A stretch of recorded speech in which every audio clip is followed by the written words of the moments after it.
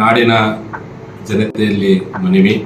ಪ್ರಜಾಪ್ರಭುತ್ವದ ಹಬ್ಬವಾಗಿರುವ ಮೇ 7ರಂದು ನಡೆಯಲಿರುವ ಲೋಕಸಭಾ ಚುನಾವಣೆಯಲ್ಲಿ ಬಲಿಷ್ಠ ಭಾರತಕ್ಕಾಗಿ, ಭವಿಷ್ಯದ ಭಾರತಕ್ಕಾಗಿ, ಭ್ರಾತೃತ್ವದ ಭಾರತಕ್ಕಾಗಿ ಎಲ್ಲರೂ ಕಡ್ಡಾಯವಾಗಿ ಮತದಾನವನ್ನು ಮಾಡಬೇಕು ಅಂತೇಳಿ ಮನವಿ ಮಾಡ್ಕೊಳ್ತೀವಿ. ಬಹುತೇಕ ನಮ್ಮ ರೈತಾಪಿ 2024 ಲೋಕಸಭಾ ಚುನಾವಣೆ ನಮ್ಮೆಲ್ಲರ ಹಕ್ಕು. ದೇಶದ ಭದ್ರತೆಗೆ ಮತ್ತು ದೇಶದ ಸುಭದ್ರತೆಗೆ ಮತದಾನ ಮುಖ್ಯವಾದ ಪಾತ್ರ ಮತ್ತು ಅತಿ ಅವಶ್ಯಕತೆ.